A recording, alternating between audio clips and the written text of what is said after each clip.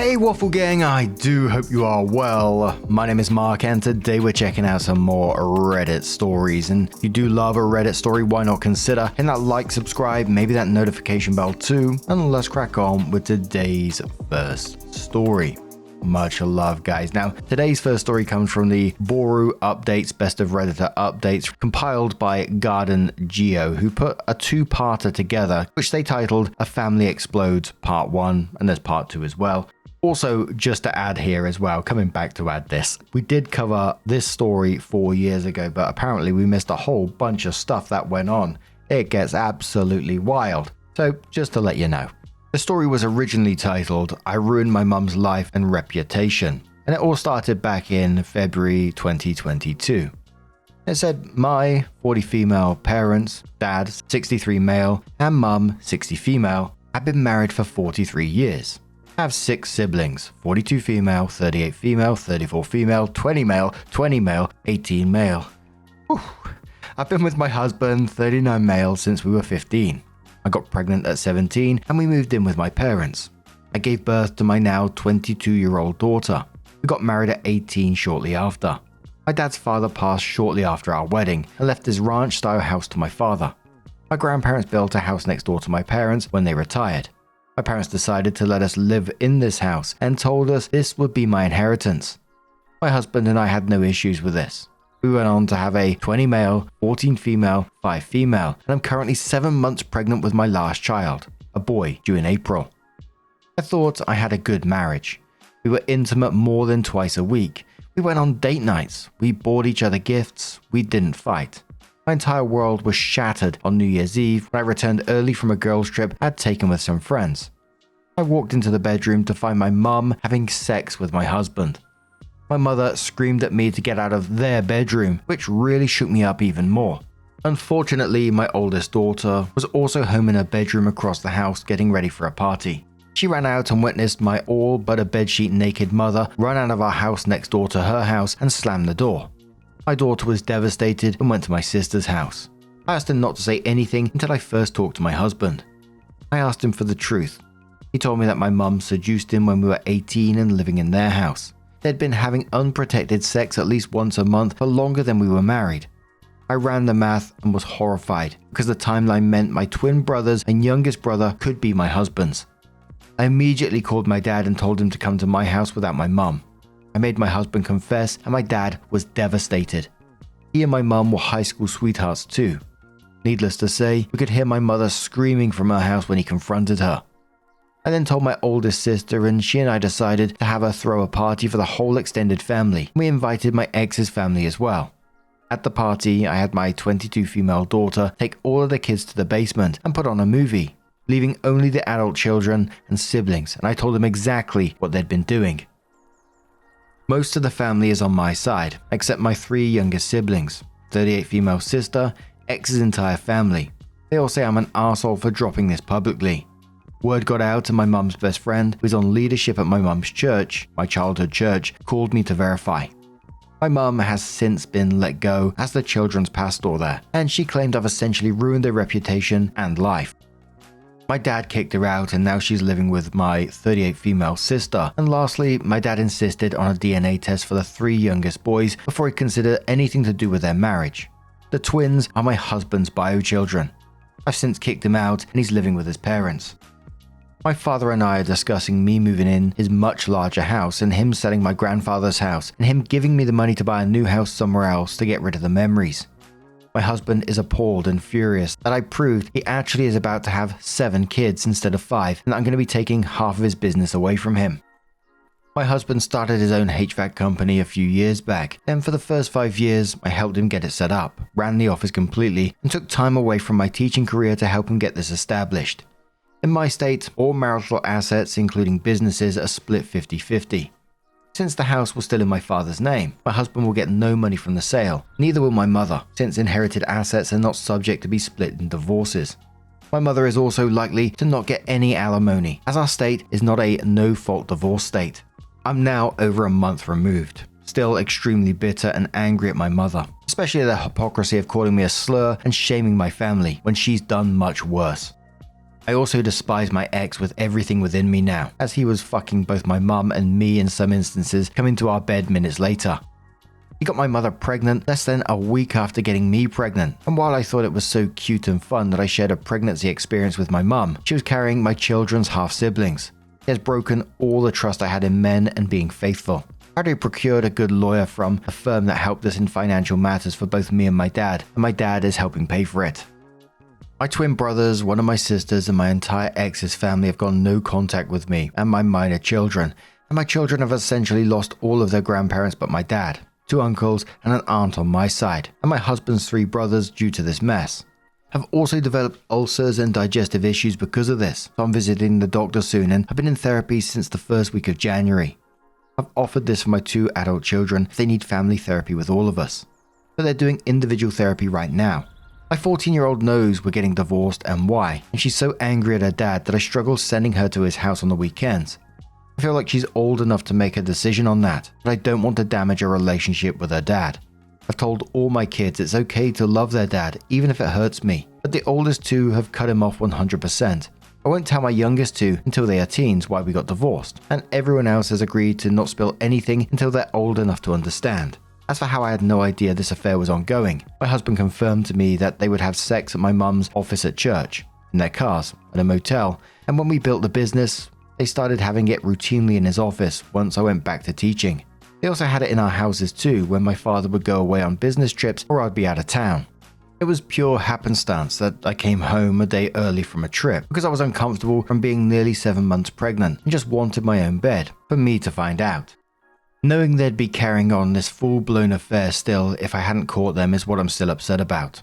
The fact that the grandmother and father of my children cared so little about destroying our families is what I can't get past. What's hardest for me is that my own mother would do this to me and would continue to do this for years and not caring when it all blew up in her face that she'd be destroying her entire family.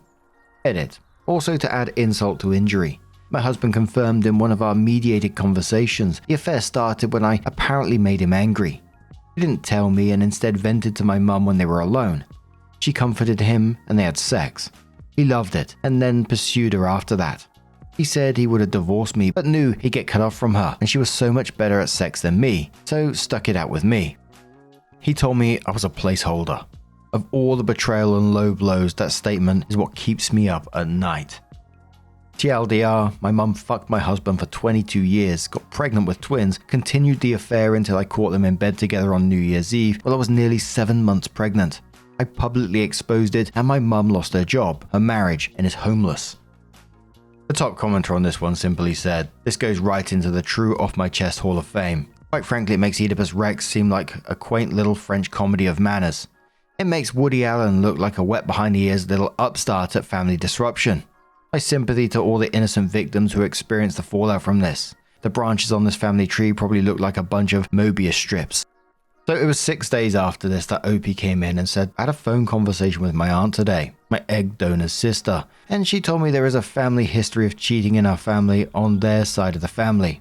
My grandma cheated on my grandpa for years, but they reconciled. My aunt herself had multiple emotional affairs, but is still married to my uncle.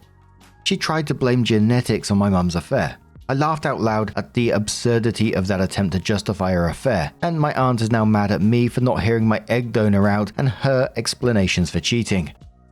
My dad and lawyer both say that I should hear her out, so I'm still considering doing it right before we meet in early March to establish custody." Edit. I should mention that I asked my aunt if my mama inherited the slur gene. Which child did she pass it on to, and how did my grandma manage to pass it on to both her daughters? So that's probably why she's mad in retrospect. I've honestly lost all sympathy for cheaters after this. A commenter said, "So it started with grandma and was normalized, is what she's saying. It's not genetics, lol. It's normalizing bad behavior. But I'm glad you and your dad are talking about going together to hear her out. Just have each other's back and don't let either of you all be manipulated. Stay strong and record everything." So 3 days after that update, Opie came in with another one and says, "I'm apparently banned from making new posts on True Off My Chest, so here is the latest update to anyone that's following me. I tried updating this on that post, but it won't let me add another edit, so here's the latest happenings.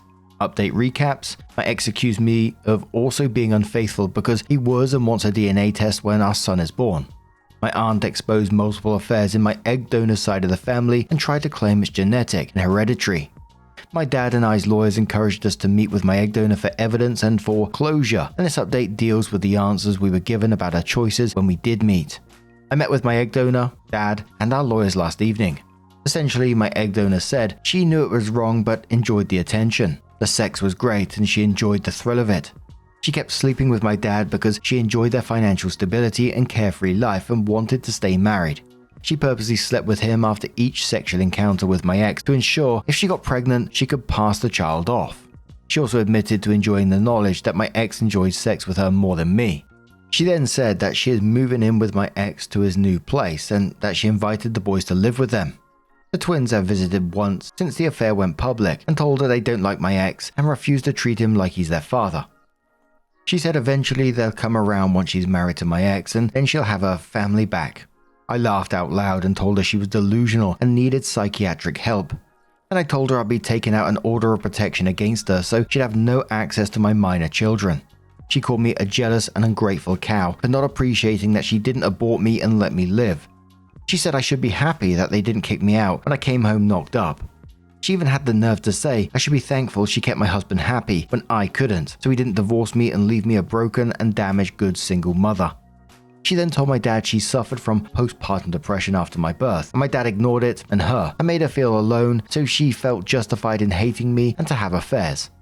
She admitted to having multiple affairs from 6 months after I was born until New Year's Eve and said she'd still be doing it if I hadn't ruined everything. What in the Scooby-Doo? So, my 38 female sister and 34 sister may not be my dad's either. My dad is even more heartbroken and angry, but we did have both our lawyers present and we got it on record. My dad has already reached out to my siblings, but to nobody's surprise, I guess my 38 female sister already knew it was a possibility because my mum told her about both affairs when the twins were born, and she knew they might not be my dad's and kept it from us.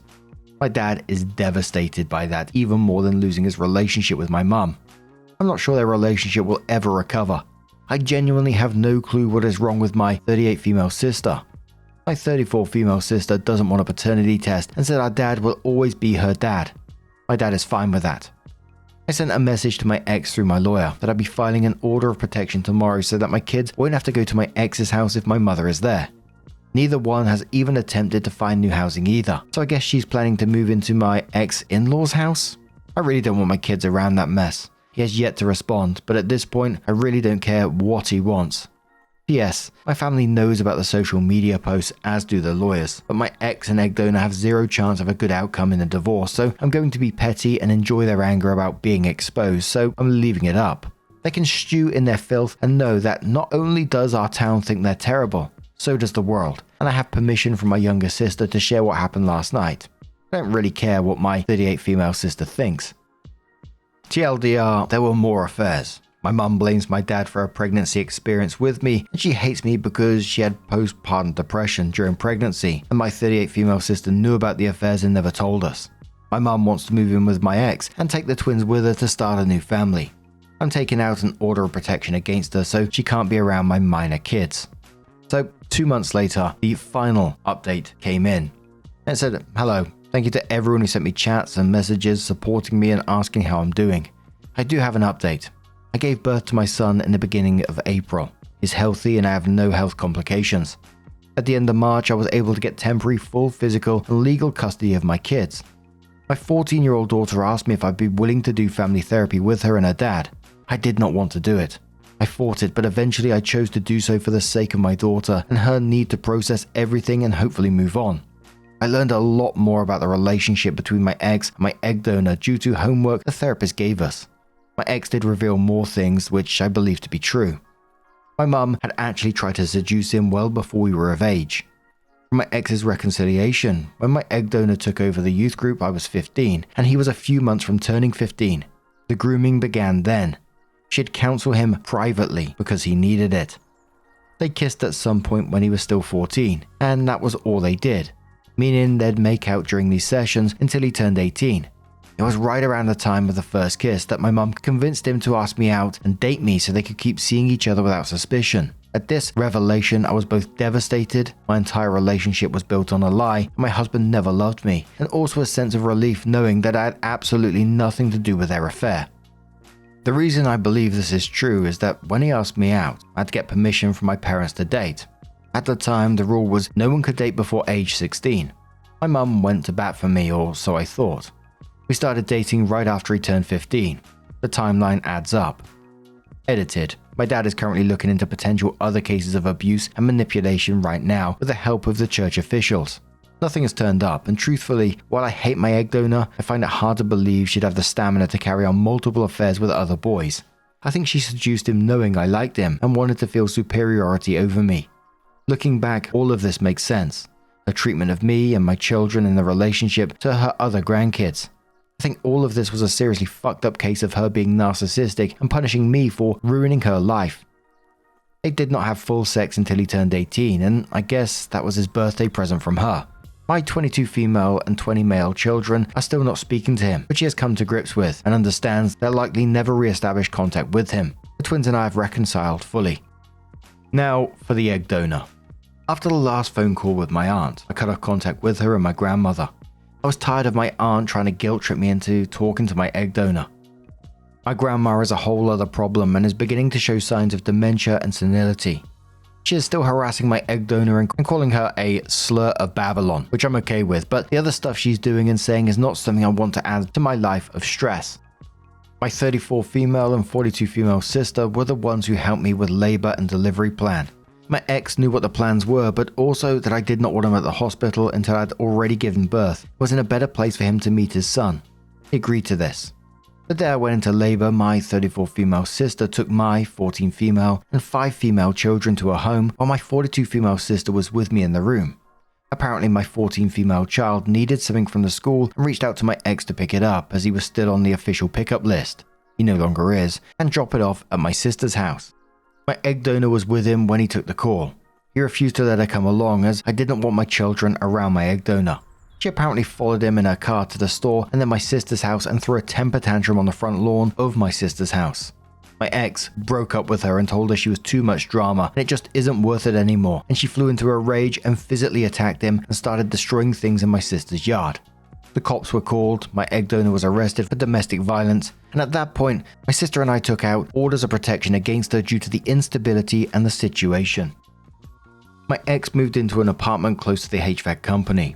My 14-year-old daughter has decided not to forgive him and told him that she didn't want to be around him currently, so only the 5-year-old visits my ex. He comes to my dad's house and visits her one weeknight and one weekend evening, when I take my other kids and twin brothers out for dinner. We've established contact through a custody app and we'll be revisiting the custody issue in June. I'll be pursuing full legal and physical custody until my ex can prove to me that he's done the necessary therapy and treatment he needs. I still hate my ex with everything in my being for what he did to me from the time I was 15 until recently, but I hate my egg donor far more for what she did to us all. I do have some sympathy for him and I truly want him to be okay for the sake of my younger kids. Edited. Yes, he has met his newborn son. He met him the night I gave birth. I also allowed his parents, my in-laws and his brothers to meet him as well. His parents, my in-laws and I are currently setting up plans for the 14 and 5-year-old to have time with them, as well as times they can come visit my newborn. My ex is allowed supervised visitation at this point. Not a court-ordered visitation, but my wishes which he is adhering to, as he does his therapy and rehab. And he gets regular time with the 5-year-old. He does get access to our newborn at least once a week, if he comes with his parents, if he wishes. He's seen his son at least 6 times since I gave birth and 3 in my presence. We're slowly rebuilding civilized communication. Like I said, I will allow him access to our 5-year-old and infant once he does the necessary work on himself. I need to trust that he will make good judgment when he's with them and that he won't relapse and try to contact my egg donor again. He's been through trauma of his own that he needs help with, and I want him to be able to focus on his own recovery before he tries to focus on being a good dad. As for the other divorce proceedings, he's agreed to a mediated uncontested divorce and I'll be getting half of everything, including the business. I'm choosing to sell my shares to one of my ex's workers who'd like to become a partner. Ex is happy with this and I'll be happy to completely rid of any ties to my ex. My dad was able to sell my old house. It didn't even get listed as our realtor knew a family looking, and I began looking for houses about 45 minutes away from my dad. As for the egg donor, she's gone into hiding. Once the twins told her unequivocally they'd never live with her and they wanted nothing to do with her, especially after how she got arrested, she began a whole lot of guilt tripping and blaming them. She is now contesting the divorce from my dad and only speaking to him through a lawyer. As for my 38 female sister, she got a wake-up call from this whole thing when my mother called her and berated her for 45 minutes for not bailing her out of jail. Apparently, my 38 female sister has been going through fertility issues. Like I said, I don't talk to her and had no idea, and she's been stressed out and anxious and feeling bad about herself, which is why she let our egg donor manipulate her because she felt good about herself when she was getting all the positive attention. When she wasn't willing to pay the money to bail her out, as she and her partner were saving up for another cycle of IVF, she realized that she was being manipulated and reached out to me. We have begun slowly talking again, but she is on my side regarding this all. She's also talking to my dad again, which for his sake, I'm happy that he is able to reconnect with her. Having my son, by the way, we did the DNA test a few weeks before his birth, he is definitely my ex's, has been a pleasure and joy, and he and my other kids and my support system of my dad and siblings has gotten me through this and will continue to do so. I'm hopeful that at some point I'll be able to deal with my ex without anger and bitterness, seeing as he has trauma from what my egg donor did to him. I'll be okay. Like I said, this will be my last update on this. So thank you for all the kindness, love, and support. Bloody hell with bells on top. It just makes you appreciate having a boring life sometime because that is absolute chaos, isn't it? At first, it seemed like a horrific affair situation. By the end, you realize that the entire family dynamic had been like super unhealthy for years in ways OP never even understood. Like the mother's behavior, oh my word. She was unbelievably manipulative, cruel, grooming, and she's openly admitting that she's enjoying the power and control that she had over everyone involved. OP really stood out at the same time. Like through all of this, the strength that she had, despite having her entire world shattered, she still protected her kids, still supported her dad, rebuilt relationships with the siblings where it was possible, and tried to move forward instead of letting this absolutely take over your life, which could have been so easy to do. There was comments talking about the ex at the same time and how people viewed him, because obviously it started off being groomed and then it carried on for years and years afterwards, and how they feel about that. But what do you guys make of this situation? Dearie me. Let us know your thoughts down in the comments below, and let's move on to another story. Now, our next story is titled, Am I the Arsehole Here for Letting My Boyfriend Date His Ex? So me, 31 male, and my boyfriend, 24 male, have been together for about 8 months. He had told me that he wants to be in a polyamorous relationship. I let him know that I do not have any interest in being poly. He kept bringing up the topic and wanting the open relationship. Finally, about 3 months ago, I said I would try it. I said as long as there was communication, and he let me know ahead of time that we can try it. My only thing was that I had Mondays and Tuesdays off, so those are our days. Fast forward a couple of weeks and I found out he has a couple of hangouts planned, and I asked about details of the hangout, and it was this guy, we will call Alec, and he was going to take him out to breakfast and pay for everything. I told him that that was a date. My boyfriend told me no, it wasn't, and that it was just friends. He said that this was an old friend and they were going to catch up. Now here comes the kicker. This was planned on a Monday. I'm off Monday. I let him know this and he said he forgot and he thought I was going to be sleeping. Background, I work overnights and I get off at 7:30 AM on Monday. I stay up all day Monday and go to bed at a normal time Monday night, and this is every Monday. I let it go and told him to enjoy his day. A couple of weeks later was my birthday. I was super excited because one of my love languages is gifts. I love giving gifts and I love receiving gifts, and my boyfriend knows this. I know this kind of sounds shallow, but even if it's homemade and doesn't cost money, I will love it regardless. My birthday fell on a Monday. I get off work and find out he has plans to meet up with another guy. I thought maybe this was a cover-up so he can get a gift. I was wrong. He admitted to me later that he forgot until my roommate texted him, letting them know that it was my birthday and if I was going to do something. Mind you, this was already about 1 PM that he realized it was my birthday. He ran out and got a store-bought cake and some flowers. In my mind, this was strike 2, but I let it slide. I was honestly very hurt. We had a big argument and I thought we had come to another understanding that Monday and Tuesdays are for us. A couple of weeks after that was Valentine's Day, on a Saturday. I was really excited and I planned out a whole thing. I had a letter for each hour planned where he would open it and find a love message from me. There were some that had gift cards attached to them, DoorDash, Steam, PlayStation Store, etc. His love language is words of affirmation. Some of the love letters were words of affirmation. I was super excited. The day before he lets me know he has a hangout with another guy planned. I was really hurt, to be honest. I let him know this and he said that he'd be back by the time I was up sleeping. Background, on my work week I get home around 8 AM and go to bed until 12:30 PM, and then I take another nap around 6 PM to 10 PM. I said okay and waited for him. He didn't end up coming home until 4 PM. I decided to sacrifice my sleep and stay up and have a Valentine's Day with my boyfriend. In the next month I found out he had reached out to 2 more of his exes. He wanted to go on a weekend trip with one of them, and the other one he was talking to over Discord. Mind you, the one he was talking to over Discord broke his heart, and he's still in love with him. The one over Discord does not have feelings for him whatsoever. The one that he wanted to go on a weekend trip with we will call Eric. He stated that Eric was going to order an Uber for him to his house and he'll Uber him back at the end of the weekend trip. Mind you, the Uber is about $110 one way. Eric was also going to pay for all of his food and of course, weed for my boyfriend. I felt super uncomfortable with this. I'd asked to meet with Eric just to feel him out. We had another argument of where I let him know I wasn't comfortable with Polly yet. He agreed to set up dinner so we can meet. My boyfriend asked me to drive him to Eric's house to see if that would calm me down. I said yes, that would most likely calm me down and we can have that dinner with Eric. Fast forward to the day of, and we get in the car to drive to Eric's house and he drops on me, we'll just do a call and not a dinner. And so we do a phone call and Eric gangs up on me and starts asking me questions of why I need to meet his dates. I let him know that I wasn't comfortable and it made me feel more comfortable in theory. Eric stated that he has a husband and that I should not put myself through meeting these guys. This did not sit well with me and I got super quiet on the phone. My boyfriend asked if I was going to answer. I felt very good and I said no. I dropped him off this weekend and left. Eric paid for gas, which was nice. In the next month he planned about 2 more dates with Alec and they were all on Monday. He used that same excuse for forgetting. A couple of weeks ago he came back from his date and he was wearing all new clothes and jewelry and showing off what his date got for him. I felt very uncomfortable and I told him I'm not comfortable with Polly anymore. I honestly tried it and it's not for me. My boyfriend has stated that I'm overreacting and I'm being unfair. Am I the arsehole for this?